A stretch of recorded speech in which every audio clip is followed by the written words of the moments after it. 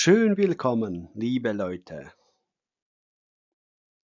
Im Falle einer Zellmembran spricht man über eine Phospholipid-Doppelschicht. Noch einmal bitte. Oder soll ich lieber einen Dolmetscher aussuchen? Langsam.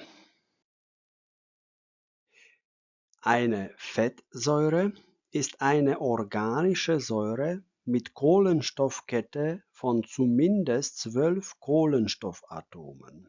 Organische Säure ist auch durch die Gruppe COOH an einem Ende gekennzeichnet. Glycerol, manchmal auch als Glycerin genannt, ist ein dreiwertiger Alkohol 1,2,3-Propantriol. Und so ist ein Lipid fertig. Wenn eine Alkoholgruppe durch einen Phosphatrest ersetzt ist, heißt das Phospholipid. Wenn nur eine Alkoholgruppe des Propantriols durch eine Fettsäure ersetzt ist, also esterifiziert ist, solches Phospholipid ist kegelförmig und als solcher hat die Tendenz, eine Mizelle zu bilden. Da alles in der Natur möglichst niedrige Energie haben will. Aber im Falle der Phospholipide in der Zellmembran sind 2 von 3 Alkoholgruppen des Glycerols mit Fettsäuren esterifiziert. In solchem Falle bildet ein Phospholipid einen Zylinder und die Phospholipide eine Schicht.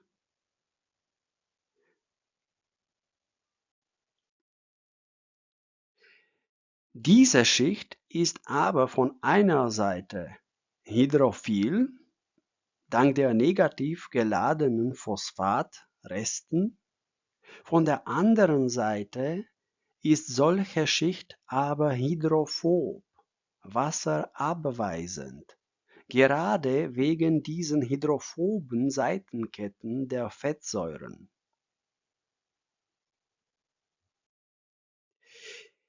Angenommen, dass das Leben in Form von Zellen im Wasser entstanden ist, musste dieses Problem dieser wasserabweisenden Eigenschaften gelöst werden.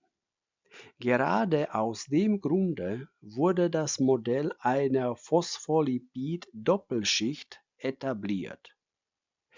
Die hydrophoben Seitenketten der Fettsäuren an einer Schicht treten in Wechselwirkung mit den hydrophoben Seitenketten der gegenüberliegenden Phospholipidschicht.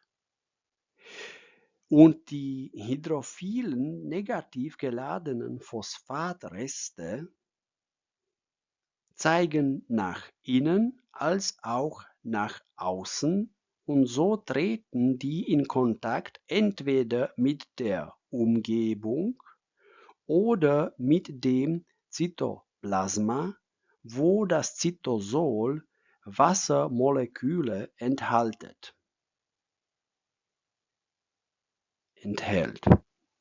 Verzeihung. Das nächste sehr interessante Merkmal der Zellmembran ist die Flexibilität. Im Englischen gibt's dafür eine Bezeichnung: Fluid Mosaic Model. Vergleichbar vielleicht mit der Meeresoberfläche in ständiger, langsamen Bewegung. Auf diesem Link finden Sie eine schöne Animation von Fluid Mosaic Model. Einerseits ist es gerade wegen Bewegungen der eigentlichen Fettmolekülen, andererseits wegen der Tatsache, dass manche von diesen Fettsäuren ungesättigt sind.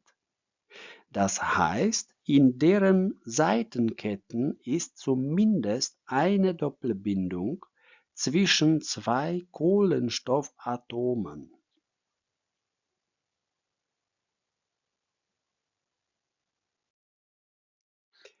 Solche ungesättigte Fettsäuren haben einerseits andere räumliche Struktur, wie wir das an dem farbigen Modell sehen können. Gleichzeitig haben auch andere physikalisch-chemische Eigenschaften.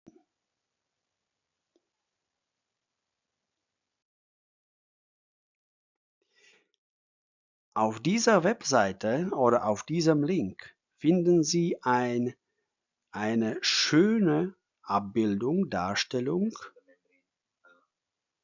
wo dargestellt ist, wie die Plasmamembran unter ständiger Bewegung ist. Das wäre Phospholipid-Doppelschicht und sie wäre zu hoch flexibel. Und das wäre auch nachteilig und diese hohe Flexibilität muss ausgeglichen werden durch die Anwesenheit von Cholesterolmolekülen. Diese Cholesterolmoleküle sind wie Blätter zwischen zwei Büchern hineingeschoben. Kurze Anmerkung: Cholesterol und Cholesterin sind identisch, aber der Begriff Cholesterol ist der chemisch präzise Begriff.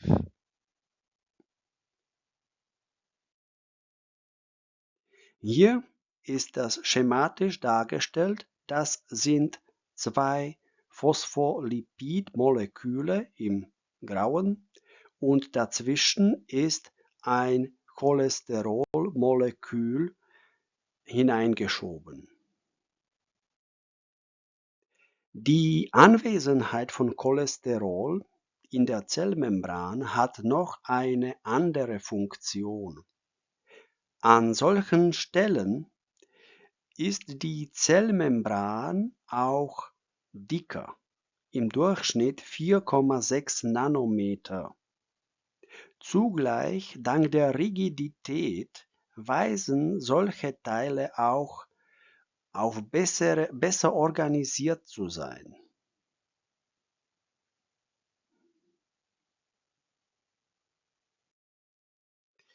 Diese durch Cholesterol versteiften Teile können wir uns auch als Schlauchboote auf ruhiger Meeresoberfläche vorstellen.